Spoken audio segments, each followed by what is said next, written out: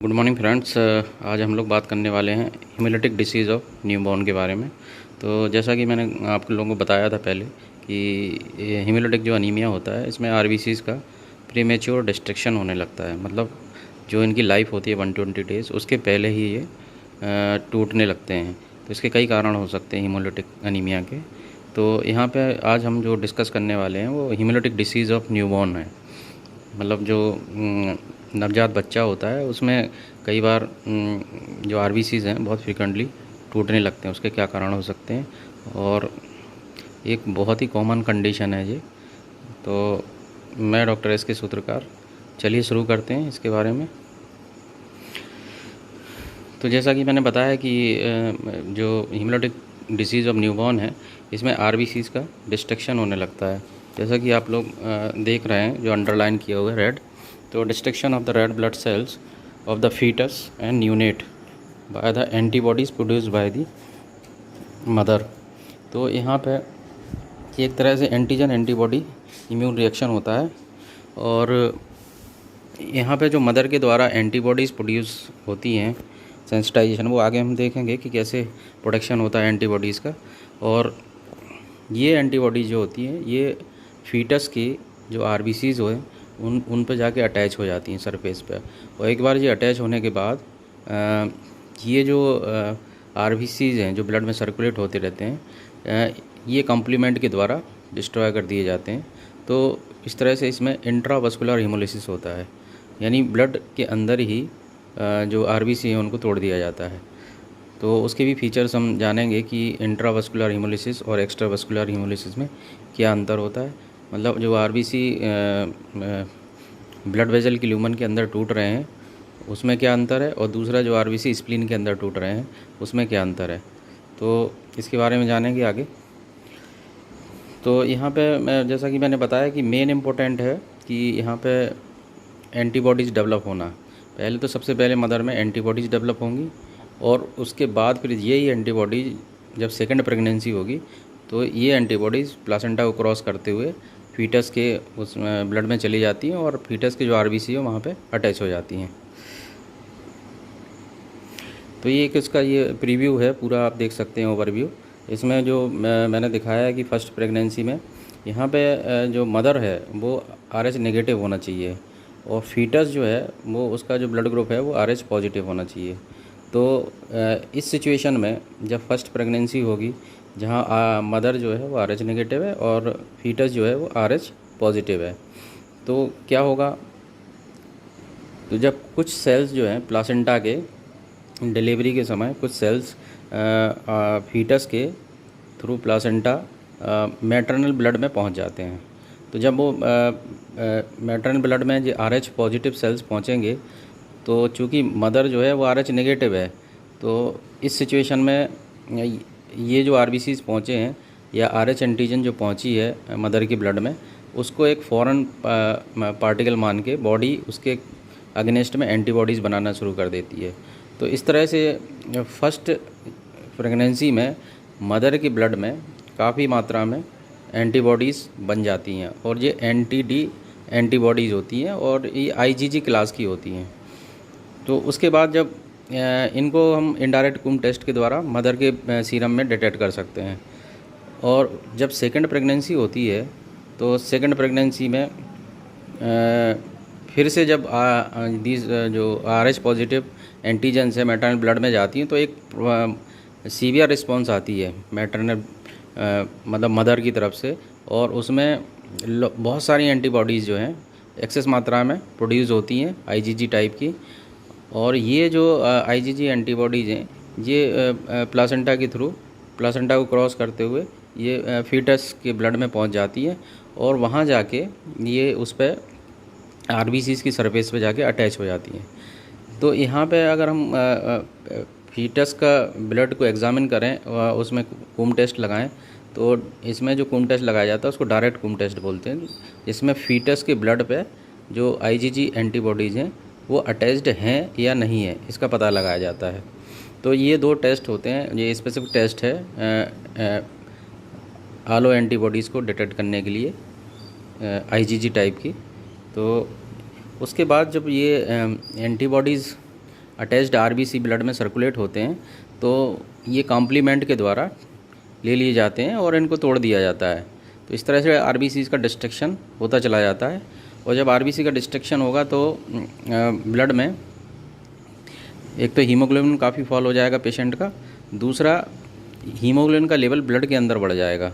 जब हीमोग्लोबिन का level plasma में बढ़ जाता है तो ये जो बढ़ा हुआ हीमोग्लोबिन है प्लाज्मा में, ये यूरिन के थ्रू मतलब ये किडनी के थ्रू यूरिन में अपीयर होने लगता है, जिसको बोलते हैं हीमोग्लोबिनूरिया। और तो इसमें जो फीचर्स आते हैं वो हीमोग्लोबिनीमिया के आते हैं, मतलब हीमोग्लोबिन का लेवल कम हो गया। दूसरा हीमोग्लोबिनूरिया, मतलब यूरिन में हीमोग्लोबिन का प्रेजेंट होना। ये एक बहुत इंपॉर्टेंट इंट्रावास्कुलर हीमोलिसिस की फाइंडिंग होती है। तो ये उसका ओवरव्यू था। तो जैसा मैंने बताया कि जो इंट्रावास्कुलर हीमोलिसिस और एक्स्ट्रावास्कुलर हीमोलिसिस के बारे में जानना बहुत ज़रूरी है। तो इंट्रावास्कुलर हीमोलिसिस का मतलब होता है कि आरबीसीज़ का ब्लड की जो ब्लड वेजल्स हैं उनके अंदर ही इनका डिस्ट्रक्शन हो जाता है या टूट जाते हैं। तो इस सिचुएशन को इंट्रावास्कुलर हीमोलिसिस कहते हैं। और इस सिचुएशन में क्या होता है, जैसा कि मैंने बताया था अभी कि हीमोग्लोबिनीमिया होता है, मतलब हीमोग्लोबिन का लेवल कम हो जाता है। दूसरा हीमोग्लोबिनूरिया होता है, मतलब यूरिन में हीमोग्लोबिन अपीयर होने लगता है। तीसरा जो एक प्रोटीन लिवर से प्रोड्यूस होता है हेप्टोग्लोबिन, तो ये एब्सेंट ब्लड में इसका जो लेवल है वो बिल्कुल एब्सेंट हो जाता है। तो ये भी एक इंट्रावास्कुलर हीमोलिसिस का फीचर है। तो ये 3 इंपॉर्टेंट फीचर हैं इंट्रावास्कुलर हीमोलिसिस के। ऐसे ही जो एक्स्ट्रावास्कुलर हीमोलिसिस होता है, इसमें आरबीसी का डिस्ट्रक्शन ब्लड में ना होके ये इसका जो डिस्ट्रक्शन है वो स्प्लीन के अंदर होता है। और फैगोसाइटोसिस जो मैक्रोफेजेस हैं उनके द्वारा जो आरबीसीज़ हैं उनको डिस्ट्रॉय कर दिया जाता है। तो जैसे मलेरियल पैरासाइट में जब आरबीसी के अंदर मलेरिया पैरासाइट आ जाता है तो उनका जो डिस्ट्रक्शन होता है वो स्प्लीन के अंदर होता है। तो इस सिचुएशन में पेशेंट को जो एक्स्ट्रावास्कुलर के जो फीचर्स आएंगे वो एक तो बिलिरुबिन बढ़ा हुआ होगा, जो स्पेशली द इनडायरेक्ट बिलिरुबिन बढ़ा रहता है इसमें। दूसरा, पेशेंट को स्प्लीनोमेगैली दिखेगी, क्योंकि चूँकि डिस्ट्रक्शन स्प्लीन में हो रहा है तो पेशेंट की स्प्लीन की साइज़ बढ़ जाएगी। और जो इसमें हेप्टोग्लोबिन का लेवल है वो भी डिक्रीज़ हो जाएगा, लेकिन एब्सेंट नहीं होगा। तो ये दोनों में डिफरेंस है इंट्रावास्कुलर और एक्स्ट्रावास्कुलर हीमोलिसिस में। तो ये पूरा वही ओवरव्यू है कि कहाँ पे आपको इनडायरेक्ट कुम टेस्ट लगाना है और कहाँ पे आपको डायरेक्ट कुम टेस्ट लगाना है। तो डायरेक्ट कुम टेस्ट आपको फीटल आरबीसीज़ पे एंटीबॉडीज़ की प्रेजेंस देखने के लिए लगाना है, जबकि इनडायरेक्ट कुम टेस्ट है उसको मैटरनल ब्लड में या प्लाज्मा में जो एंटीबॉडीज़ प्रेजेंट है उसके लिए इसको लगाना है। तो ये इसका ओवरव्यू है, इसके बारे में आप पहले बात कर चुके हैं। तो ये स्पेशल टाइप का जो टेस्ट है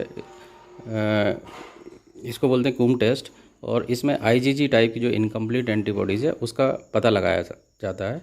और इस 2 तरह से पता लगा सकते हैं। एक तो आरबीसी की सरफेस पे जब एंटीबॉडी अटैच होती हैं तो उस टेस्ट को बोलते हैं डायरेक्ट कुम टेस्ट। और जब ये सीरम में प्रेजेंट होती हैं एंटीबॉडीज़ या प्लाज्मा में प्रेजेंट होती हैं तो उस सिचुएशन को इनडायरेक्ट कुम टेस्ट के द्वारा पता लगाया जा सकता है। तो ये एक मेजर डिफरेंस है दोनों टेस्ट में, लेकिन दोनों में ही आईजीजी टाइप की जो एंटीबॉडीज़ हैं उन्हीं का पता लगाया जाता है। अगर हम इनडायरेक्ट कुम टेस्ट के बारे में बात करें तो जैसा कि मैंने बताया था कि इसमें जो पेशेंट है उसका ब्लड लेते हैं और उसको सेंट्रीफ्यूज़ किया जाता है, तो उसमें से सीरम निकाला जाता है और सीरम के अंदर ही एंटीबॉडीज़ प्रेजेंट रहेंगी। तो इन एंटीबॉडीज़ का आपको पता लगाना है कि ये आईजीजी टाइप की इनकम्प्लीट एंटीबॉडीज़ हैं या नहीं है। तो इनडायरेक्ट टेस्ट में बेसिकली जो ब्लड है वो मदर से लिया जाता है, मैटरनल ब्लड होता है, क्योंकि मैटरनल ब्लड के अंदर ही प्लाज्मा में या सीरम में एंटीबॉडीज़ पाई जाती हैं। उसके बाद इन जो एंटीबॉडीज़ हैं सीरम में, इसके बाद हम एक सेल प्रिपरेशन बनाते हैं। तो इस सेल प्रिपरेशन में ओ सेल्स लेते हैं, ओ ब्लड ग्रुप के सेल्स लेते हैं जिसमें केवल RH एंटीजन हो, ए और बी एंटीजन ना हो। तो उस सेल प्रिपरेशन का उसको पहले जो वो सेल्स हैं उनको 3 बार सलाइन के द्वारा वॉश किया जाता है, और वॉश करने के बाद उनको जो पेशेंट सीरम है उसके साथ में टेस्ट ट्यूब में एक में बराबर मात्रा में दोनों को सीरम को लेते हुए और 2 ड्रॉप सीरम लेते हैं और 2 ड्रॉप ही ओ सेल्स लेते हैं, मतलब जो हमने ओ सेल्स बनाए हैं बास्ड ओ सेल्स, उनको लिया जाता है और इसमें एंटी ह्यूमन ग्लोबुलिन एक और एंटीबॉडीज़ है उसको ऐड किया जाता है। तो आप देख सकते हैं कि अगर इनकम्प्लीट एंटीबॉडीज़ प्रेजेंट होंगी तो आप देख सकते हैं कि जो इनडायरेक्ट कूम टेस्ट है उसमें आपको क्लम्पिंग दिखेगी और इसको आप यहाँ पे देख सकते हैं क्लम्पिंग। तो इस तरह से जब क्लम्पिंग आ जाती है तो इसको पॉजिटिव इनडायरेक्ट कूम टेस्ट कहते हैं। तो ये इसका ये रिज़ल्ट है। अगर इन डायरेक्ट कूम टेस्ट के बारे में बात करें तो इसमें जो आरबीसीज हैं इनके ऊपर ऑलरेडी पहले से ही आईजीजी टाइप की जो एंटीबॉडीज़ हैं वो अटैच्ड हैं। तो इसमें जो ब्लड लिया जाता है वो फीटस से लिया जाता है, क्योंकि फीटस की आरबीसीज पे एंटीबॉडीज़ अटैच हो जाती हैं। तो ब्लड को फीटस से लिया जाता है और फीटस से लेने के बाद इसमें एंटी ह्यूमन ग्लोबुलिन ऐड किया जाता है और इसको 37 डिग्री सेंटीग्रेड पे हम लोग रख देते हैं 1 घंटे के लिए और उसके बाद फिर इसकी क्लम्पिंग को एब्जॉर्ब किया जाता है कि क्लम्पिंग हो रही है कि नहीं हो रही है। अगर क्लम्पिंग हो रही है तो डायरेक्ट कूम टेस्ट पॉजिटिव है। इसका मतलब है कि आईजीजी टाइप की जो एंटीबॉडीज़ हैं वो आरबीसीज पर अटैच हैं, फीटस की जो आरबीसी उन पर अटैच्ड हैं। तो ये हीमोलिटिक डिसीज़ ऑफ न्यूबॉर्न के बारे में था और साथ ही कूम टेस्ट के बारे में एक सिंपल ओवरव्यू था। तो इसको देखने के लिए काफ़ी धन्यवाद आप लोगों का। मुझे आशा है ये वीडियो आप लोगों को पसंद आएगा। Thank you very much.